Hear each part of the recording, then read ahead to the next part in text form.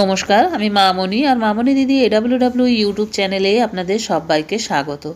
চলে এসেছি আরও একটি ভিডিও নিয়ে। 22.6 আপডেট চলে এসেছে এবং এই আপডেটে আপনারা সবাই জানেন যে আমাদের VHSNDর অনেক পরিবর্তন হয়েছে। এই VHSND আমি আমার কেন্দ্রের VHSNDটি কীভাবে ফিল আপ করলাম আজ আপনাদের সঙ্গে সেই ভিডিওই শেয়ার করব।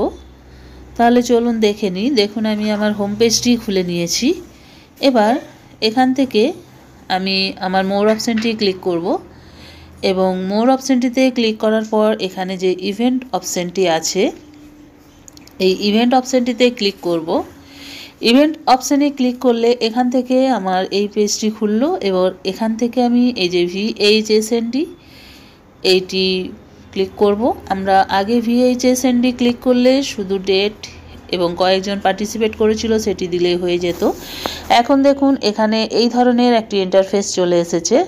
এবার এখান থেকে অ্যাড VHSND ডিটেলস যখনই আমি ক্লিক করব, এখানে দেখুন ওপরে লেখা আছে VHSND ডিটেলস, তার নিচেই দেওয়া আছে ডেট, অ্যাকচুয়াল ডেট। আমার কেন্দ্রের VHSND হয় 16 তারিখ, আমি 16/1/2025 ডেটটি সিলেক্ট করলাম। এবার নিচে দেখুন লেখা আছে পার্টিসিপেট, ফিল্ড ফাংশনারি প্রেজেন্ট। এখানে কে কে প্রেজেন্ট ছিলেন সেই VHSNDর দিন সেটি এখান থেকে আমাকে সিলেক্ট করে নিতে হবে।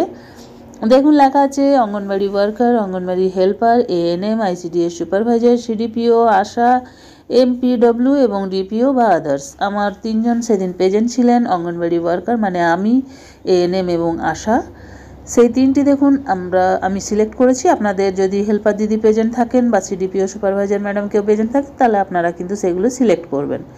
এরপর চলে যাব এই বেনিফিশিয়ারি। VHSND দিন আমার কয়জন বেনিফিশিয়ারি প্রেজেন্ট ছিলেন, কেন্দ্রের কথা বলিনি, VHSNDর জন্য যারা প্রেজেন্ট ছিলেন এখানে আমি তাদের ডিটেলস ফিল আপ করবো। প্রেগনেন্ট কেউ ছিল না, ল্যাকটেটিং কেউ ছিল না, চিলড্রেন্স 2টি ছিল, অ্যাডোলেসেন্ট গার্লস 0 ছিল, মাদার্স চিলড্রেন্স ছেলেদের মা ছিল 2 জন এবং গার্জেন ছিল 2 জন। দেখুন আমি সেগুলো কিন্তু এখান থেকে সিলেক্ট করলাম।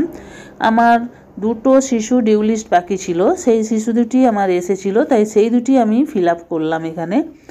এরপর এখানে দেখুন ডিটেলসগুলি আমাকে পুট করতে হবে। কিভাবে করব, প্রথমে কি লেখা আছে দেখুন ভ্যাকসিনেশন, সেদিন কার কার ভ্যাকসিনেশন হয়েছে সেটি এখানে আমাকে দেখাতে হবে।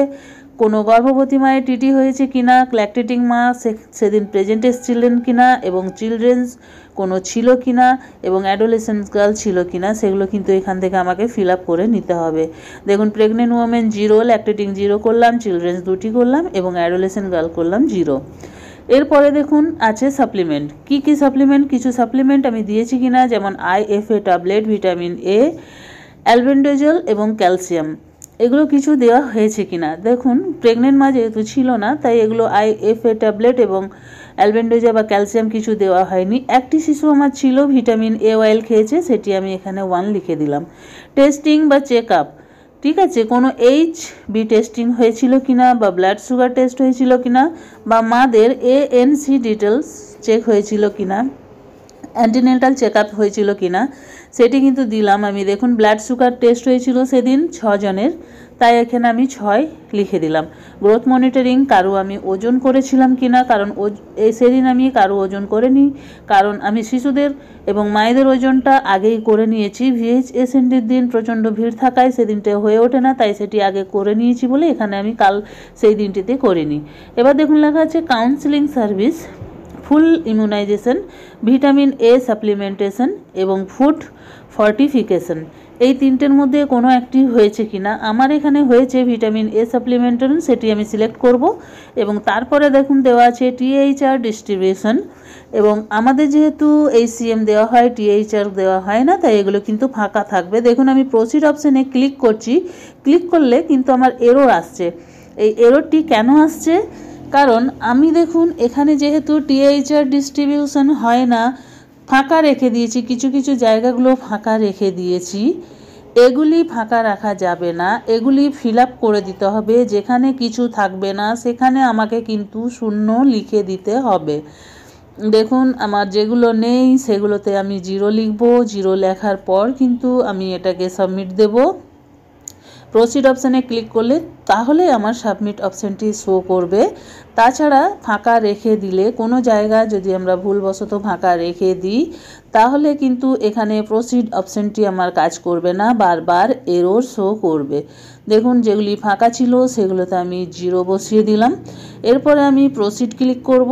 দেখুন আরও একটি জায়গা আমার ফাঁকা রয়ে গেছে, কাউন্সেলিং সার্ভিসটি আমি ফাঁকা রেখে দিয়েছি। যেহেতু আমার ভিটামিন এ সাপ্লিমেন্টেশন হয়েছিল একটি শিশুর, সেই জন্য সেটি আমাকে ক্লিক করতে হতো। সেটি ক্লিক করার পর আমি প্রসিড অপশানে যখনই ক্লিক করলাম, দেখুন এখানে আমার কনফার্মেশন এই অপশানটি চলে এলো। এখানে দেখুন অ্যাকচুয়াল ডেটটি শো করছে। পার্টিসিপেট ফিল্ড ফাংশনেশনের 3 জন, টোটাল বেনিফিশিয়ারি 6 জন, ভিএইচএসএনডি অ্যাক্টিভিটিস ভ্যাকসিনেশন নিয়েছে 2 জন, টেস্টিং বা চেক আপ করেছে 6 জন, কাউন্সেলিং সার্ভিস নিয়েছে 1 জন, সাপ্লিমেন্ট মানে ভিটামিন এ অয়েল সাপ্লিমেন্ট নিয়েছে 1 জন, গ্রোথ মনিটরিং কারো হয়নি 0 এবং টিএইচআর ডিস্ট্রিবিউশন হয়নি 0। এরপরে এগুলি সবই দেখুন এখান থেকে শো করছে। সাবমিট অপশানে আমি ক্লিক করে দেবো। রেকর্ড অ্যাডেড সাকসেসফুলি, সাবমিট আমার এখান থেকে হয়ে গেল। এরপরে আমি দেখে নেব যে আমার কোনো কিছু ভুল আছে কি না। যদি কিছু ভুল হয়ে থাকে আজকের ডেটের জন্য, তাহলে কিন্তু আমি এখান থেকে এডিট অপশান আছে, সেই এডিট অপশান থেকে আমি এটি কারেকশন করে নিতে পারবো। দেখুন এখানে পার্টিসিপেশন অপশানটি খুলে দেখে নেব। দেখুন সব কিছু শো করছে, কে কে প্রেজেন্ট ছিলেন, AWW, ANM এবং ASHA, pregnant women, lactating mother, childrens, adolescent girls, mothers of children, guardians of childrens. দেখুন যেগুলো আমি আগের পেজে ফিল আপ করেছি সেগুলো এখানে শো করছে। এরপরে দেখুন supplement IFA tablet 0, vitamin A oil 1 জনকে দিয়েছি, শো করছে। অ্যালবেন্ডোজল 0 এবং ক্যালসিয়াম 0 শো করছে। টেস্টিং চেক আপে দেখুন ব্লাড সুগার টেস্ট করেছিলেন 6 জন, সেটি শো করছে। HB টেস্টিং 0 আছে এবং ANC 0 আছে। গ্রোথ মনিটরিং কাউকেই করিনি, সেই জন্য সবগুলোই 0 দেখাচ্ছে। কাউন্সেলিং সার্ভিস 1 জনকে করা হয়েছে, ভিটামিন এ সাপ্লিমেন্টেশন সেটা শো করছে এখানে। এবং টিএইচআর ডিস্ট্রিবিউশন আমরা টিএইচআর দিই না আমাদের এখানে, সেই জন্য টিএইচআর ডিস্ট্রিবিউশনে সব কিছুই দেখুন 0 শো করছে।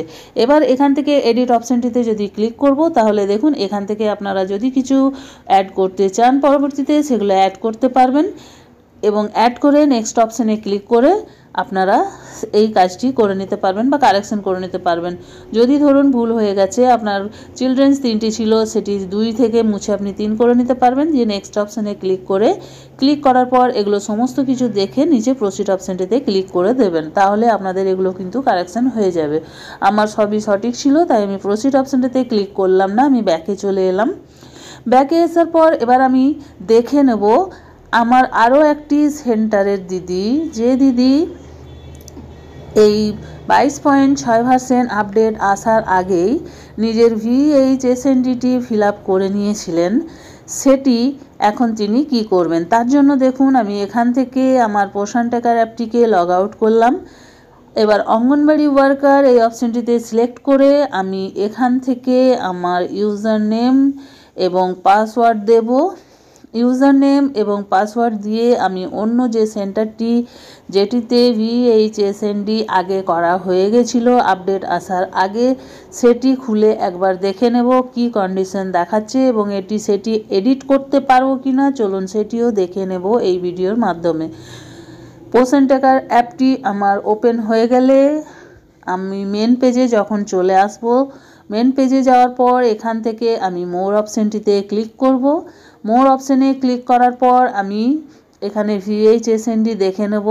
দেখুন এখান থেকে মোর অপশানটিতে আমি যাব, পোষণ ট্র্যাকার ওপেন হয়ে যাক। পোষণ ট্র্যাকার ওপেন হতে অনেকটাই সময় লেগে যায় আমাদের।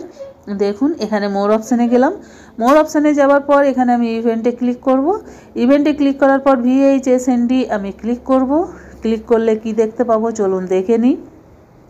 দেখুন অ্যাকচুয়াল ডেট এখানে ইনভ্যালিড ডেট দেখাচ্ছে। এটি দেখাচ্ছে কারণ আমি এই নতুন আপডেটটি আসার আগেই VHSND পুট করে দিয়েছিলাম, সেই জন্য এখানে ইনভ্যালিড ডেট দেখাচ্ছে।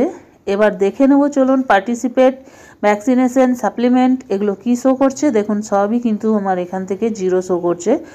0 শো করছে, করুক, ভয় পাওয়ার কোনো কারণ নেই, কারণ যেটি আমাদের আগের ভার্সনে ছিল সেটি আমরা ফিল আপ করেছি। সুতরাং এই মাসের জন্য VHSND আমার সেইভাবেই ফিল আপ থাকবে আমার পোষণ অ্যাপে, ভয় করার কিছু নেই। নেক্সট মাস থেকে আমি আমার কেন্দ্রের জন্য এই সমস্ত জিনিসগুলো বা ডিটেলসগুলো ফিল আপ করে নেব। এইভাবেই আমরা আমাদের কেন্দ্রের VHSND ফর্মটি প্রত্যেক মাসের জন্য ফিল আপ করব। এই ছিল আমার আজকের ভিডিওটি ভালো লাগলে একটি লাইক করবেন, আমার চ্যানেলে নতুন হয়ে থাকলে চ্যানেলটি সাবস্ক্রাইব করবেন এবং ভিডিওটি বেশি বেশি শেয়ার করবেন যাতে আমাদের অন্যান্য দিদিদের কাছে পৌঁছে যায়। আজ এই পর্যন্তই, আবার চলে আসবো আরও একটি নতুন ভিডিও নিয়ে। ততক্ষণ সবাই ভালো থাকুন, সুস্থ থাকুন। ওকে, বাই বাই।